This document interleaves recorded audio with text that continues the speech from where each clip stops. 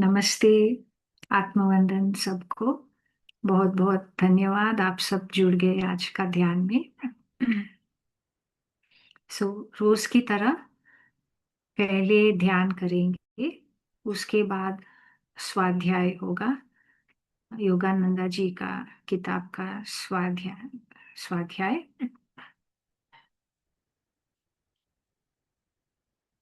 सो रोज की तरह आराम से बैठ जाइए।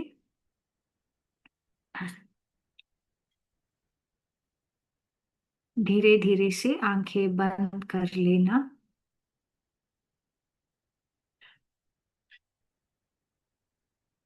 और अपना ध्यान श्वास पर लाना। शुरू करने से पहले भगवान और भगवती को नमन करेंगे, गुरु मंडल को नमन करेंगे और परमहंस योगानंद नमन करेंगे।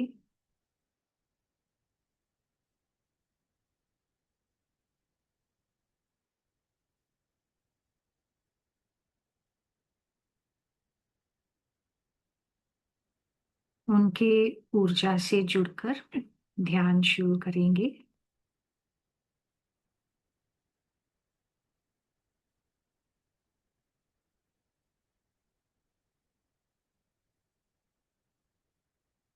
धीरे धीरे से श्वास पर ध्यान लाना।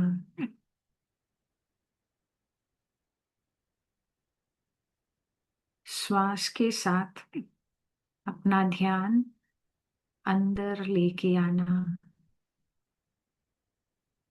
और जो भी सेंसेशंस है अंदर उसको महसूस करना।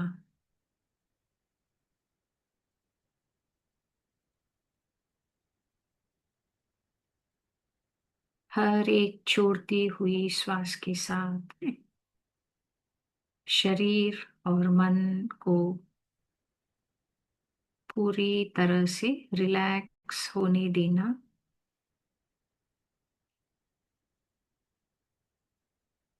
और आती हुई श्वास के साथ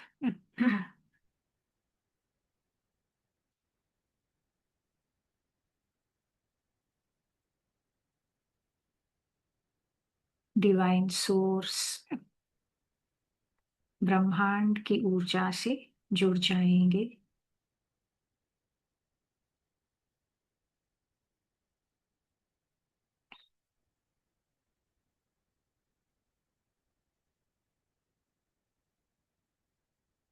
जितना हम रिलैक्स होते हैं उतना ज्यादा हम दिव्य ऊर्जा, दिव्य चेतना और दिव्य प्रेम को स्वीकार कर सकते हैं।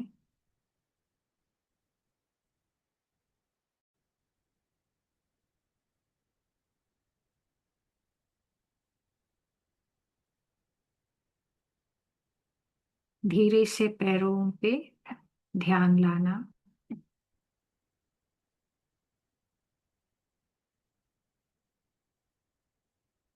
दोनों पैरों को पूरी तरह से शांत होने देना।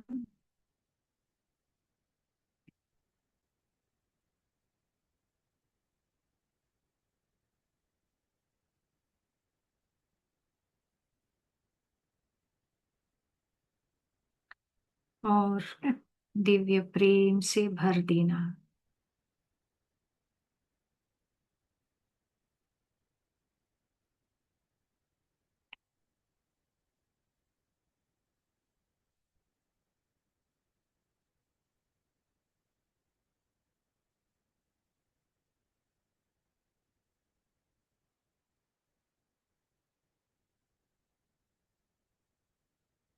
अब धीरे से अपना ध्यान एंकल्स, लोअर लेग्स पे लाना।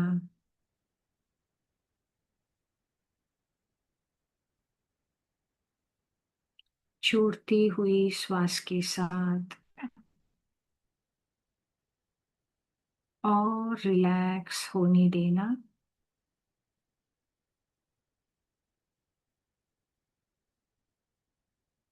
आती हुई श्वास के साथ दिव्य प्रेम, ऊर्जा, दिव्य चेतना भरने देना।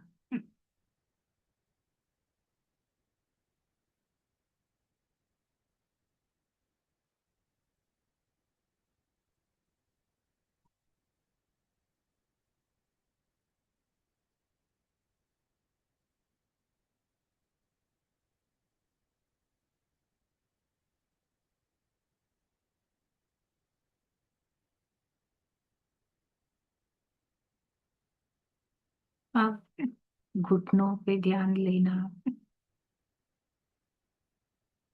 थाइस अंदर से महसूस करना,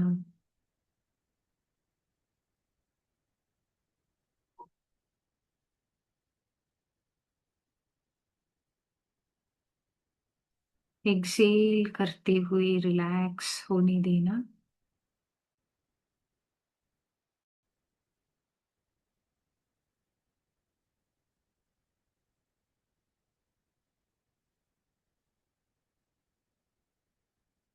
श्वास लेते हुए दिव्य ऊर्जा, दिव्य प्रेम स्वीकार करना और भरने देना।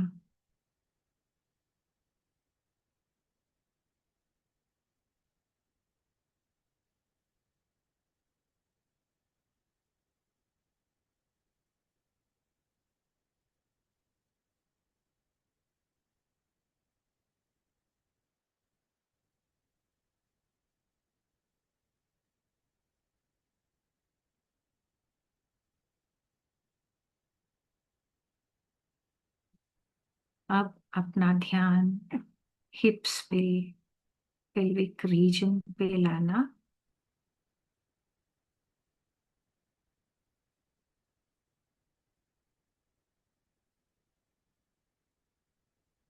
अंदर सारे organs, reproductive organs, excretory organs, सारे सेल्स, बोन्स पे ध्यान लाना।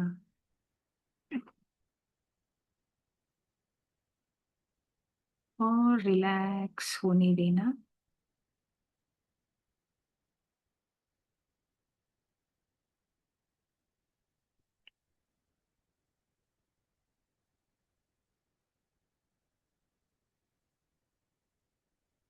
आती हुई श्वास के साथ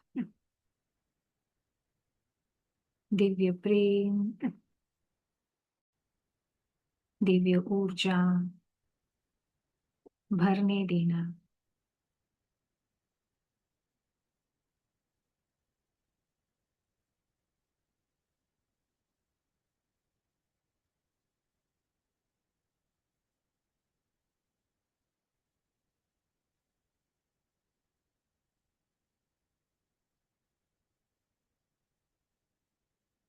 अब पूरा ध्यान abdomen, lower back, lower spine, stomach, liver, pancreas, spleen, intestines, kidneys पे लाना।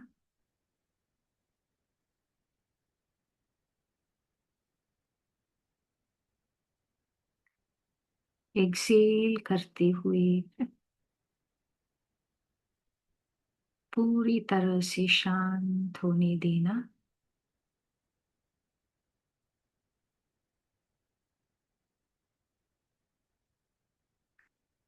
श्वास के साथ साथ दिव्य चेतना, ऊर्जा, दिव्य प्रेम स्वीकार करना,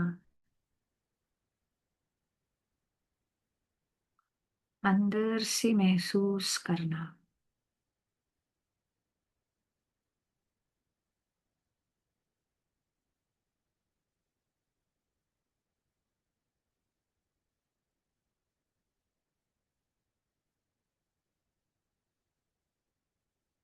सारे ऑर्गन्स, सारी सेल्स, सारे मॉलिक्यूल्स एटम्स में भर रहा है।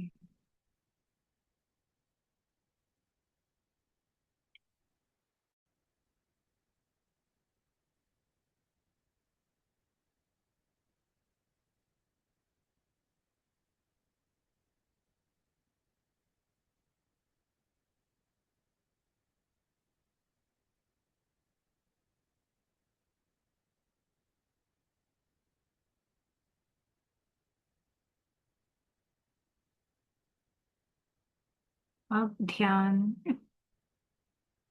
छाती, हार्ट, रिब्स, अपर बैक, अपर स्पाइन,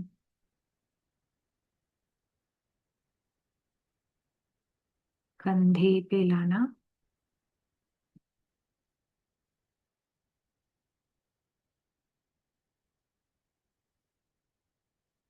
अपना ध्यान और भीतर गहराई में उतरने देना, महसूस करना।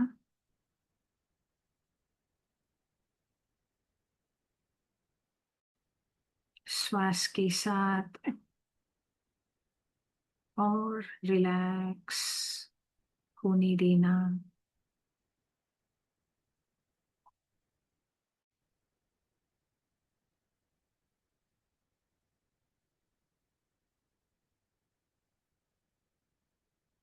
आती हुई श्वास के साथ दिव्य चेतना, दिव्य प्रेम,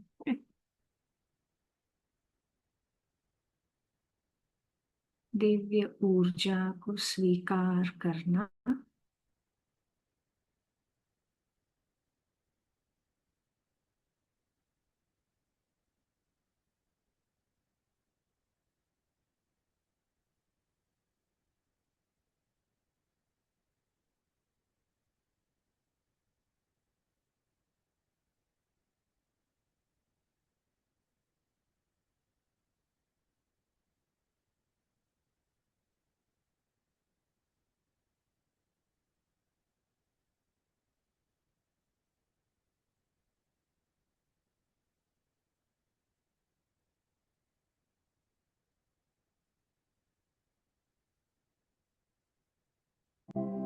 एक एक सेल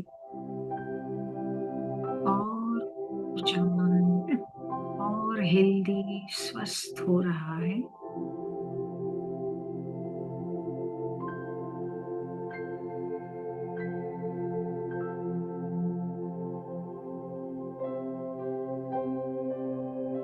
अब अंदर से अपर आर्म्स, एल्बोज, लोअर आर्म्स, दोनों हाथ पे लाना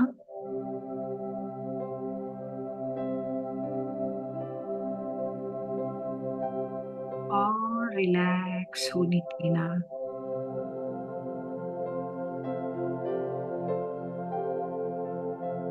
कहीं पर भी अगर टाइटनेस, टेंशन है, कोई पेन है, छोड़ती हुई श्वास के साथ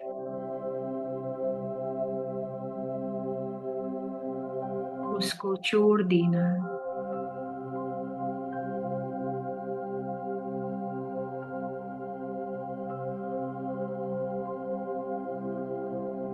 पूरी तरह से स्वीकार भाव में रहकर आती हुई श्वास के साथ दिव्य ऊर्जा, दिव्य प्रेम, दिव्य प्रकाश, चेतना को स्वीकार करना।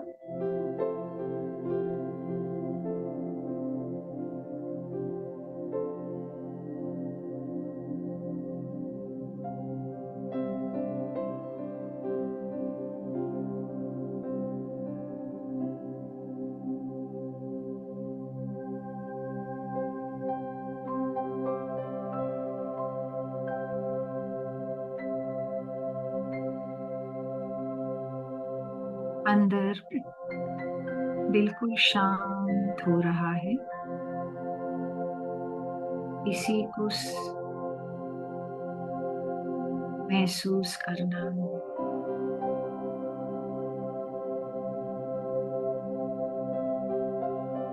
अब अपना ध्यान गर्दन पे लाना, सर पे, back of the head,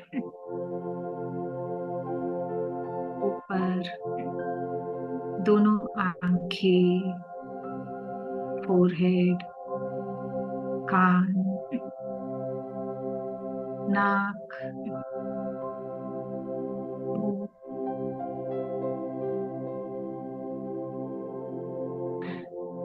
brain,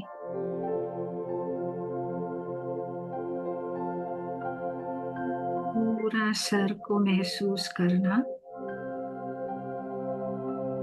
और रिलैक्स होने देना।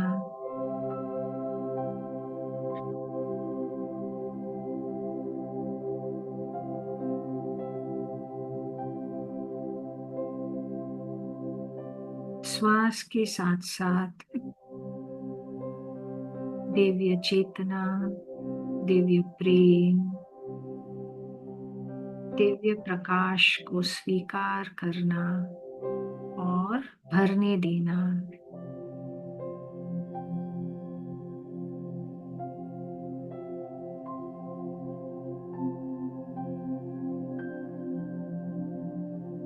अब शरीर पूरी तरह से रिलैक्स हो चुका है। इसी को महसूस करते हुए एंजॉय करना।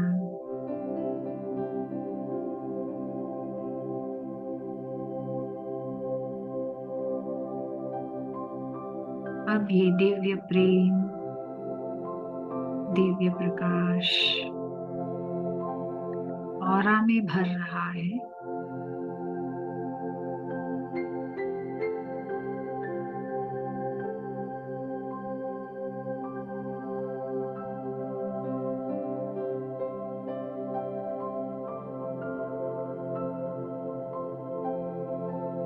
प्राणमय कोश, emotional body, mental body, causal body,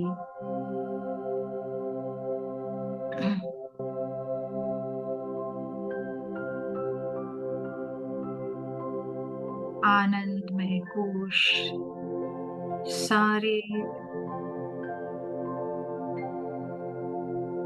levels में भर रहा है।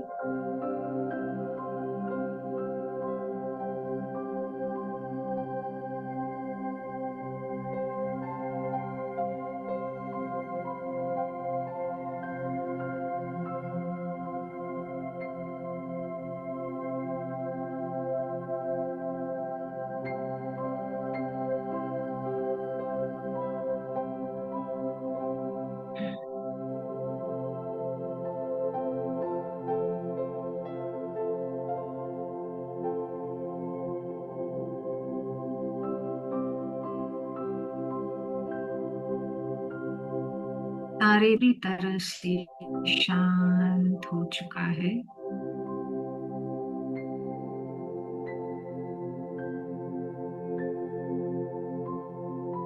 अब श्वास पर ही ध्यान रखना।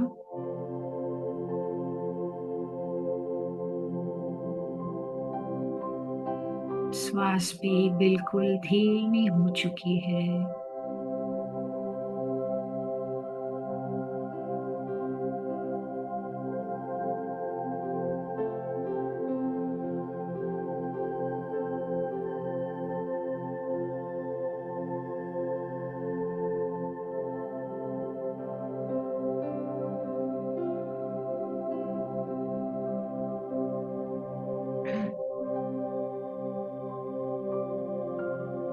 आती हुई श्वास और जाती हुई श्वास के बीच एक छोटा सा गैप रहता है। इसी को कुंभका बोलते हैं। इस गैप पर ध्यान रखना।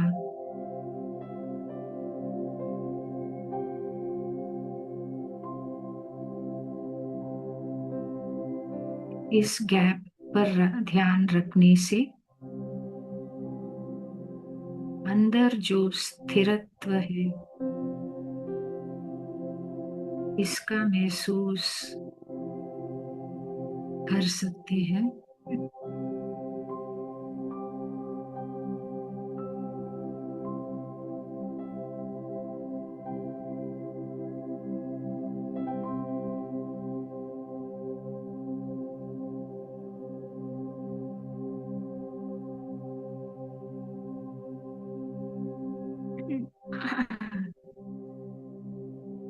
श्वास और इस गैप पर ध्यान रखने से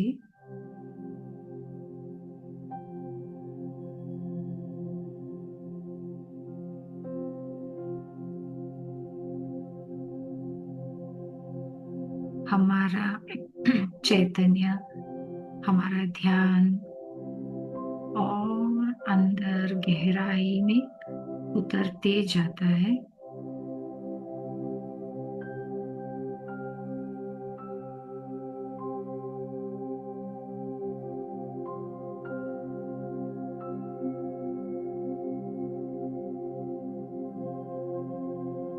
इसी को महसूस करना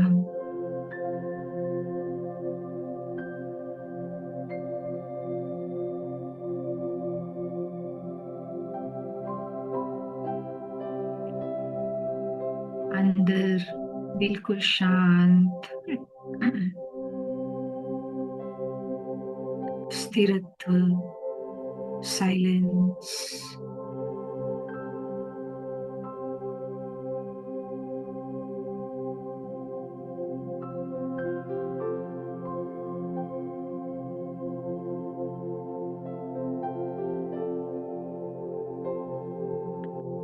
इसी को महसूस करना और एंजॉय करना।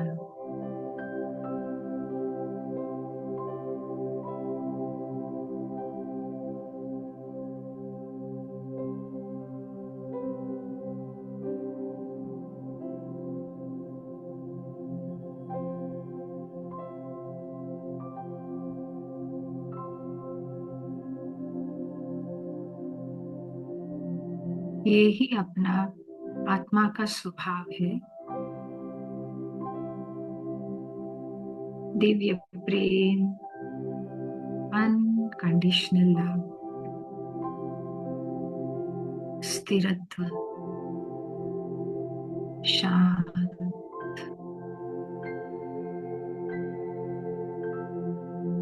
और अवेयरनेस, चैतन्य, यही अपना सच्चा पहचान है।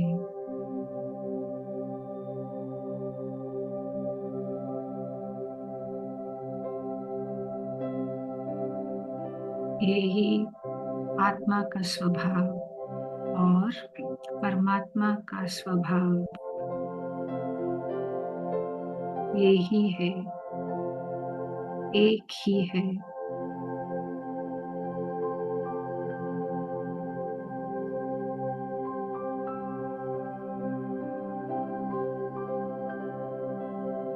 इस एकत्व, पूर्णत्व को महसूस करना और एंजॉय करना।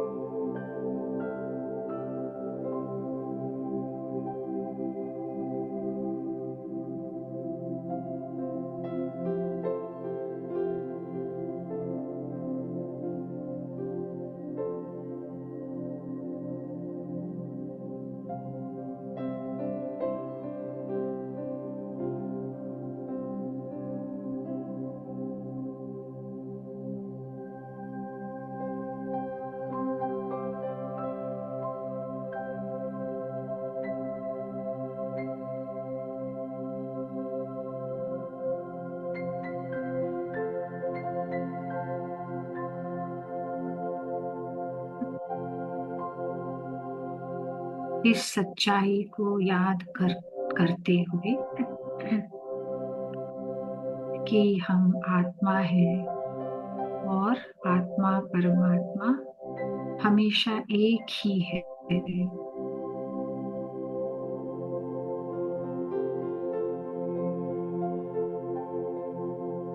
आत्मा और परमात्मा दिव्य प्रेम है।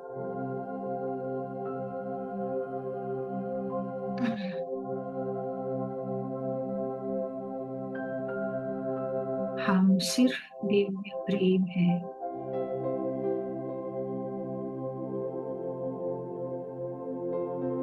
इस सच को समझते हुए और याद करते हुए धीरे धीरे से ध्यान से बाहर आएंगे। फिर से पूरा शरीर को महसूस करना, अंदर से और बाहर से।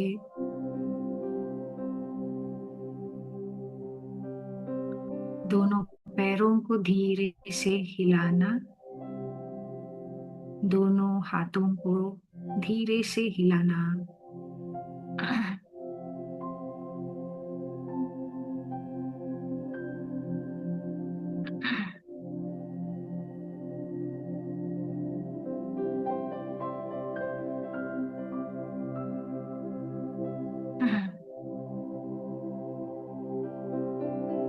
फिर से परमात्मा को नमन करते हुए गुरु मंडल और परमहंस योगानंद जी को नमन करते हुए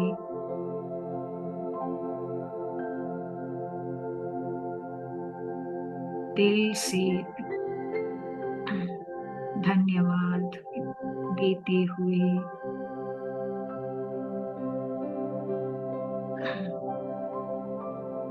धीरे से ध्यान से बाहर आएंगे। धीरे से दोनों हाथों को आंखों पे रखना।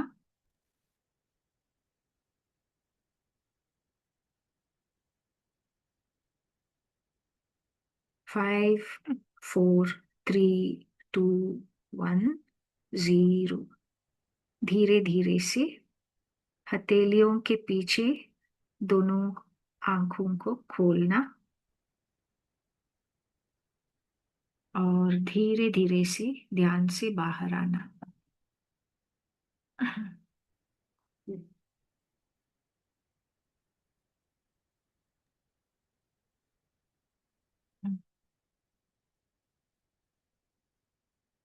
बहुत सबको बहुत धन्यवाद। बहुत धन्यवाद गौरव जी। बहुत सुंदर ध्यान मैम, बहुत deep thank experience. You. Thank you. Thank you. बहुत सभी सुंदर। को बहुत धन्यवाद।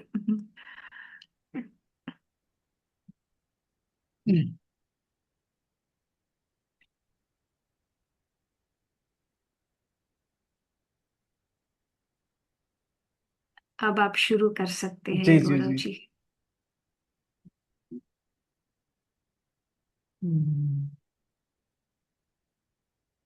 जस्ट जस्ट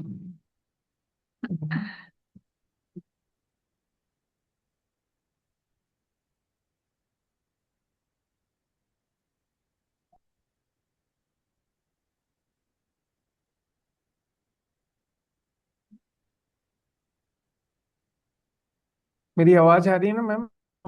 हाँ, आ रहा है ठीक से।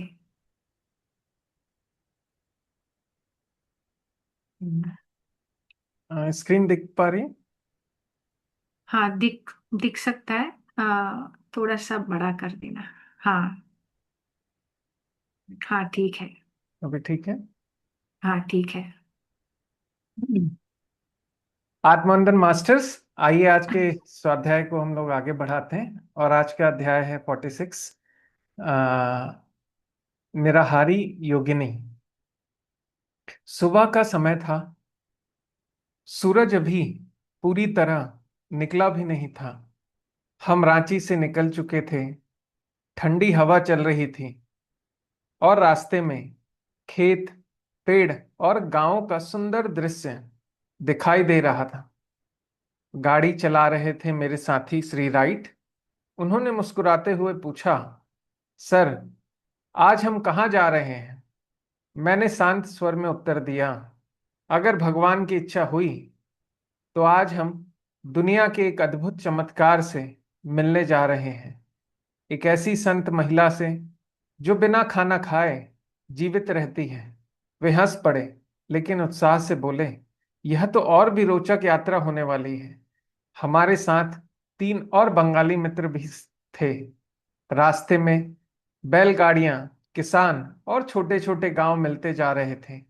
हम प्रकृति की सुंदरता का आनंद लेते हुए आगे बढ़ रहे हैं। मैंने उन्हें उस संत महिला के बारे में बताना शुरू किया। उनका नाम है गिरिबाला। मैंने उनके बारे में बहुत साल पहले सुना था। एक विद्वान व्यक्ति ने बताया था कि वे बिना खाए पिए जीती हैं। उनके उस अद्भुत जीवन की जांच भी की गई थी और यह सच पाया गया था। सब लोग हैरान थे, लेकिन उत्सुक भी थे। हम पुरुलिया पहुंचे और वहां उनके भाई से मिले, जो एक वकील थे। उन्होंने बताया कि गिरिबाला जीवित है और अभी वह अपने गांव बिऊर में रह रही है। उन्होंने यह भी कहा कि वहां तक गाड़ी से पहुंचना बहुत मुश्किल होगा, लेकिन हमने तय किया कि हम गाड़ी से ही जाएंगे। अब हमारी असली यात्रा शुरू हुई। कठिन उबड़ खाबड़ रास्तों से होकर कभी हमें गाड़ी से उतरकर उसे धक्का लगाना पड़ता, कभी रास्ता इतना खराब होता कि आगे बढ़ना मुश्किल हो जाता। रास्ते में हमें बहुत सुंदर गांव दिखे, मिट्टी के घर, पेड़ों की छाया, खेलते हुए बच्चे और सरल जीवन जीते लोग। कई जगह लोग हमें देखकर हैरान हो जाते, क्योंकि वहां कार बहुत कम आती थी। बीच रास्ते में हमें आम के पेड़ मिले। पके हुए आम जमीन पर गिरे हुए थे। हम सब बच्चे की तरह दौड़ पड़े और मीठे आम खाने लगे। वह पल बहुत आनंददायक था, लेकिन हमें अपनी मंजिल तक पहुंचना था, इसलिए हम आगे बढ़े। काफी मुश्किलों के बाद शाम के करीब 5 बजे हम बिऊर गांव पहुंच गए। गांव बहुत छोटा और शांत था। लोग हमें देखकर इकट्ठा हो गए, जिज्ञासा और आश्चर्य से भरे हुए। आखिरकार हम एक बड़े से घर के सामने पहुंचे। वहीं रहती थी गिरिबाला। थोड़ी देर बाद एक छोटी साधारण सी महिला दरवाजे पर दिखाई थी। उन्होंने साड़ी ओढ़ रखी थी और उनका चेहरा बहुत शांत और दयालु था। हमने उन्हें देखा। उनके चेहरे पर एक अलग ही शांति थी, जैसे वे किसी और ही दुनिया में जी रही हो। उन्होंने विनम्रता से हमें बैठने का संकेत दिया। हम सब उनके सामने बैठ गए। मैंने उनसे कहा, माँ, मैं पिछले 25 सालों से आपसे मिलने की इच्छा रखता था। आज वह पूरी हो गई। वे मुस्कुराई और बोली, सब भगवान की इच्छा है। मैंने उनसे सीधा सवाल किया, क्या यह सच है कि आप खाना नहीं खाती? उन्होंने बहुत शांत स्वर में कहा, हाँ, यह सच है। जब मैं लगभग 12 साल की थी, तब मैं तब से अब तक 50 साल से भी ज्यादा समय से मैंने कुछ नहीं खाया, न ही पानी पिया। हम सब चुप हो गए। यह सुनकर आश्चर्य होना स्वाभाविक था। मैंने पूछा, क्या आपको कभी खाने की इच्छा नहीं होती? उन्होंने कहा, अगर इच्छा होती तो मैं खा लेती। फिर उन्होंने समझाया कि उनका शरीर हवा, सूर्य और ब्रह्मांडी ऊर्जा से पोषण लेता है, यानी वे एक विशेष योग विधि से जीवित रहती हैं। मैंने उनसे उनके जीवन की कहानी बताने को कहा। उन्होंने बताया कि बचपन में उन्हें बहुत भूख लगती थी और वे बहुत ज्यादा खाती थी। उनकी सास उन्हें इस बात के लिए डांटती रहती थी। एक दिन तंग आकर उन्होंने कहा, मैं साबित करूंगी कि मैं बिना खाए भी जी सकती हूँ। फिर वे भगवान से प्रार्थना करने लगी कि उन्हें कोई गुरु मिले जो उन्हें यह तरीका सिखाए। एक दिन गंगा नदी के किनारे उन्हें एक गुरु मिले, जैसे अचानक प्रकट हो गए हों। उन्होंने उन्हें एक विशेष योग विधि सिखाई, जिससे शरीर को बिना भोजन के ऊर्जा मिल सकती है। उस दिन से उनका जीवन बदल गया। उन्होंने बताया कि वे बहुत कम सोती हैं, कभी बीमार नहीं होती और अपने शरीर पर पूरा नियंत्रण रखती हैं। वे ध्यान में समय बिताती हैं और सामान्य जीवन भी जीती हैं। मैंने उनसे पूछा, आप यह विद्या दूसरों को क्यों नहीं सिखाती? उन्होंने कहा, मेरे गुरु ने मना किया है। यह भगवान की सृष्टि के नियमों के हस्तक्षेप होगा। अगर सब लोग बिना खाए जीने लगे तो खेती और जीवन का संतुलन बिगड़ जाएगा। फिर मैंने पूछा, तो आपके इस जीवन का उद्देश्य क्या है? उन्होंने गहरी बात कही, यह दिखाना कि इंसान सिर्फ शरीर नहीं, वह आत्मा है और वह ईश्वर की शक्ति से जी सकता है। इसके बाद वे ध्यान में चली गईं। उनका शरीर बिल्कुल शांत हो गया, जैसे कोई मूर्ति हो। शाम हो चुकी थी। गांव में अंधेरा फैल गया था। एक छोटी सी लालटेन की रोशनी में हम उन्हें देख रहे थे। अब हमें वापस लौटना था। मैंने उनसे एक स्मृति के रूप में उनकी साड़ी का एक टुकड़ा मांगा। वे अंदर गई और एक कपड़े का टुकड़ा लेकर आई। लेकिन जैसे ही उन्होंने मुझे वह दिया, वे खुद जमीन पर झुककर प्रणाम करने लगी। मैं तुरंत भावुक हो गया और कहा, माँ, मुझे आपके चरण छूने दीजिए। यह मुलाकात सिर्फ एक चमत्कार दिखने की नहीं थी, बल्कि यह समझने की थी कि इंसान में कितनी अद्भुत आध्यात्मिक शक्ति छिपी होती है। गिरिबाला का जीवन यह सिखाता है कि हम सिर्फ शरीर नहीं, हम एक आत्मा है और हमारी असली शक्ति अंदर से आती है। तो आइए मास्टर्स, अगले चैप्टर में चलते हैं। अध्याय 47। मैं पश्चिम लौटता हूँ। मैंने भारत और अमेरिका में बहुत लोगों को योग सिखाया, लेकिन एक हिंदू होने के नाते मुझे यह स्वीकार करना होगा कि आज अंग्रेज छात्रा को योग सिखाकर मुझे खास खुशी हो रही है। मेरी इस बात पर लंदन में बैठे छात्र हंस पड़े। माहौल हल्का और आनंदमय था। वहां किसी तरह का राजनीतिक तनाव नहीं था, सिर्फ शांति, सीखने की इच्छा और आध्यात्मिक वातावरण। अब भारत की यात्रा एक सुंदर याद बन चुकी थी। सितंबर 1936 का समय था और मैं इंग्लैंड पहुंचा था अपने एक वादे को पूरा करने के लिए, जो मैंने 16 महीने पहले किया था कि मैं फिर से लंदन आकर योग पर भाषण दूंगा। इंग्लैंड के लोग भी योग और आध्यात्मिकता के प्रति बहुत खुले मन के थे।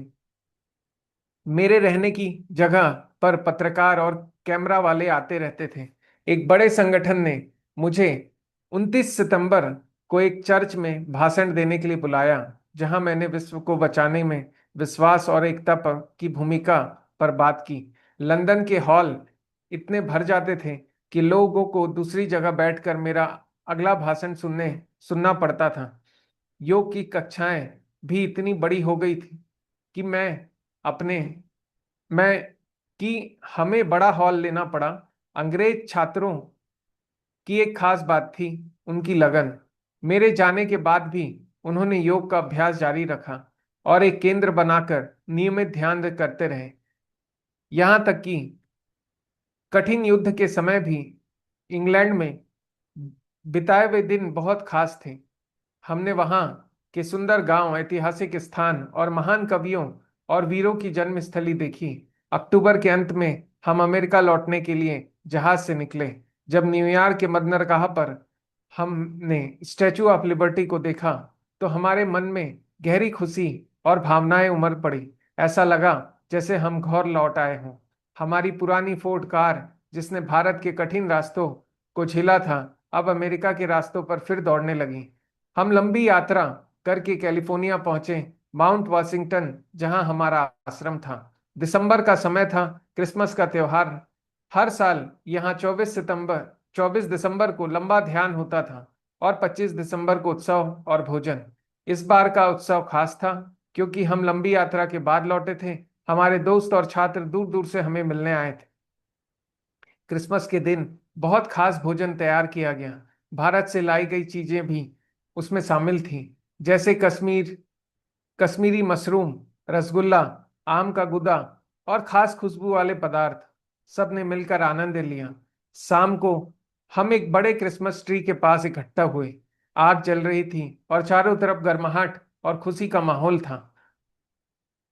अब उपहार देने का समय था। दुनिया के अलग अलग देशों से लाए गए उपहार भारत, मिस्र, इंग्लैंड, फ्रांस, सब लोगों में बांटे गए। मैं एक एक करके सबको उपहार दे रहा था। तभी मैंने एक विशेष उपहार उठाया और कहा, मिस्टर डिकिंसन, वे मेरे पुराने और प्रिय शिष्य थे। मैंने उन्हें एक डिब्बा दिया।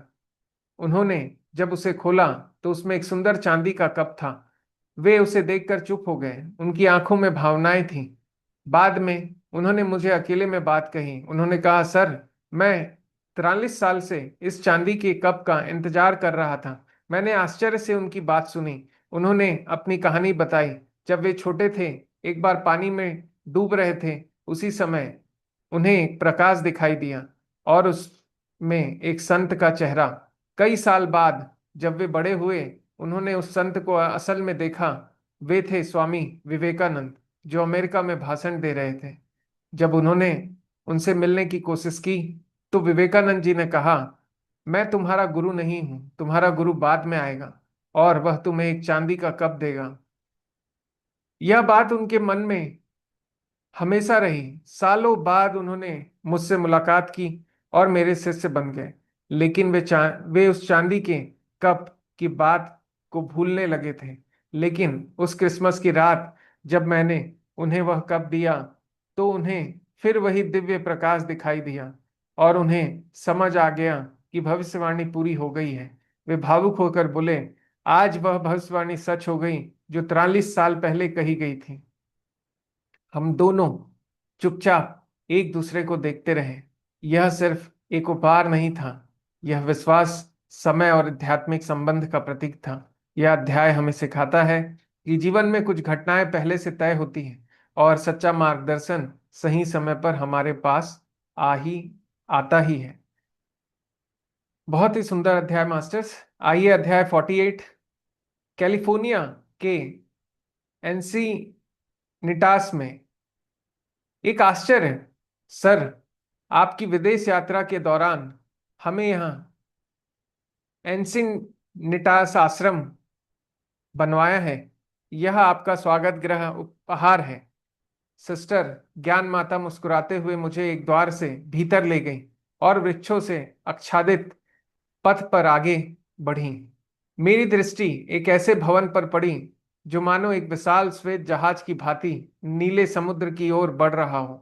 पहले तो मैं निशब्द रह गया, फिर ओह और आह के उद्गार निकल पड़े और अंततः मनुष्य की समिति भाषा मनुष्य की सीमित भाषा में जितना संभव था उतने शब्दों में मैंने उस आश्रम की प्रशंसा की। 16 बड़े बड़े कक्ष, प्रत्येक अत्यंत सुंदर और सुसज्जित। मुख्य विशाल कक्ष की ऊंची छत और दीवार भर की खिड़कियां बाहर फैले हुए प्रकृति वेदी का दृश्य प्रस्तुत करती थीं। हरी घास, नीला समुद्र और अनंत आकाश मानो पन्ना, ओपल और नीलम का एक अद्भुत संगीत। उस कक्ष की बड़ी अग्निकुंड मंडप के ऊपर लहड़ी महाशय का चित्र था, जो इस प्रशांत महासागर के किनारे बसे स्वर्ग पर अपनी मुस्कान से आशीर्वाद दे रहे थे। मुख्य कक्ष के नीचे समुद्र की ओर बने 2 ध्यान गुफाएं थीं, जहां बैठकर साधक अनंत प्रकाश और सागर के साथ एकाकार हो सकते थे। चारों ओर बरामदे, धूप स्नान से के स्थल, फलों के बीच यूकेलिप्टस के वृक्ष, गुलाब और कुमुदनी से सुसज्जित पथ, शांत कुंज और सीढ़ियां जो सीधे एकांत समुद्र तट तक उतरती थीं। यह सब किसी स्वप्न से कम न था। दरवाजे पर अंकित एक निवास के लिए प्रार्थना के शब्द मानो उस स्थान की आत्मा को व्यक्त कर रहे थे कि यहाँ शांति, सत्य, उदारता और ईश्वर का प्रकाश सदा विद्यमान रहे। यह आश्रम कुछ अमेरिकी शिष्यों की उदारता से निर्मित हुआ था। ऐसे व्यस्त व्यवसायी जो अपने कार्यों के बीच भी प्रतिदिन ध्यान के लिए समय निकालते थे। आश्चर्य और आनंद से मेरा हृदय भर उठा। मुझे याद आया कि वर्षों पहले मैंने समुद्र किनारे आश्रम बनाने का प्रयास किया था, पर हर बार कोई बाधा आ जाती थी। अब यहाँ बिना प्रयास के वह स्वप्न साकार था। मेरे गुरु की भविष्यवाणी पूर्ण हुई। 1937 के ईस्टर पर इसी आश्रम के हरित लॉन पर मैंने सूर्योदय प्रार्थना का पहला आयोजन किया। सैकड़ों साधक पूर्व दिशा में उगते सूरज को निहारते हुए ईश्वर के उपस्थिति का अनुभव कर रहे थे। पश्चिम में प्रशांत महासागर अपनी गंभीर ध्वनि में स्तुति कर रहा था। वह क्षण दिव्यता से पूर्ण था, मानो आत्मा का आनंद प्रभात। इन शांत महीनों में मैंने कॉस्मिक चैंट्स नामक गीत संग्रह को पूर्ण किया। पूर्व और पश्चिम के संगीत का एक सुंदर संगम। इन भजनों में आध्यात्मिक अनुभूति और भक्ति की प्रवाह धारा प्रवाहित होती है। परंतु यह शांत जीवन अधिक समय तक न रहा। शीघ्र ही मुझे फिर से सक्रिय जीवन में लौटना पड़ा। लॉस एंजलिस और एंसिनिटास के बीच समय बांटना, प्रवचन देना, विद्यार्थियों से मिलना, पत्रों का उत्तर देना और योग के शिक्षण का विस्तार करना। 1938 में वॉशिंगटन डीसी में self realization church of all religions का उद्घाटन हुआ। यह स्थान सभी धर्मों की एकता की का प्रतीक था। बाद में बोस्टन और अन्य नगरों में भी केंद्र विकसित हुए। इसी समय विश्व पर युद्ध के बादल छाने लगे। लोगों के जीवन में असुरक्षा बढ़ी, पर इसके साथ ही आध्यात्मिक खोज भी गहरी हुई। लंदन के इस शिष्य ने लिखा कि बमबारी के बीच भी वे ध्यान कर रहे हैं। बाहरी अशांति के बीच आंतरिक शांति को बनाए रखते हुए 1982 1942 में हॉलीवुड के एक और मंदिर हॉलीवुड में एक और मंदिर बना। सुंदर बगीचों, जलाशयों और विभिन्न धर्मों के संतों की मूर्तियों से सुसज्जित। 1943 में सैन डिएगो में एक संत पहाड़ी पर एक और मंदिर स्थापित हुआ। एक शाम वहीं बैठकर मैं भक्ति गीत गा रहा था, ईश्वर के प्रति प्रेम और संसार की निस्वार्थता का अनुभव करते हुए। मेरे एक साथी से पूछा, क्या यह सब सार्थक रहा? मैंने गहराई से उत्तर दिया, हाँ, 1000 बार हाँ।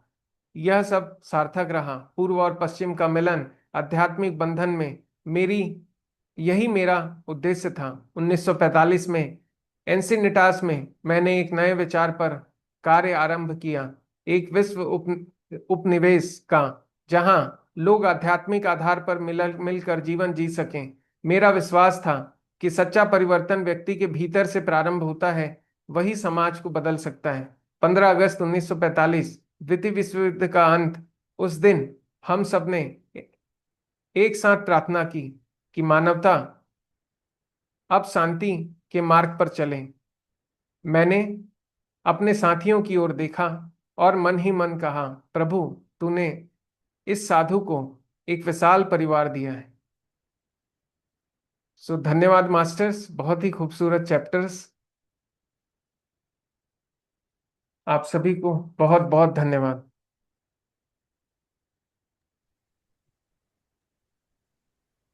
धन्यवाद गौरव जी। धन्यवाद Gaurav ji. Thank you Gaurav thank you ji. Maina ma'am, आप बहुत सुंदर शेयरिंग स्टॉप मेडिटेशन। कर सकते हैं। धन्यवाद सोनाली जी। Thank you. मैं देखिए धन्यवाद बोल।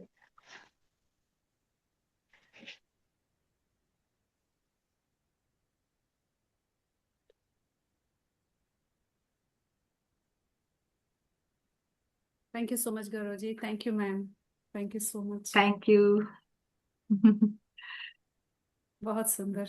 ध्यान ध्यान में तो बैठ नहीं पाई मैं, इधर उधर कर रही थी। हाँ, कोई बात नहीं। और सेशन में इसको सुनी बैठ के। आज 3 चैप्टर फिनिश हो गया। हम्म मुझे लगा ही था कि आसानी से हो सकता है, इसीलिए मैंने 3 को बता दिया था गौरव जी को 3 करने के लिए। अब हमारा जो कल का चैप्टर है, तो वो पीडीएफ है नहीं उसका उसका देखते हैं कैसे करना है। पीडीएफ नहीं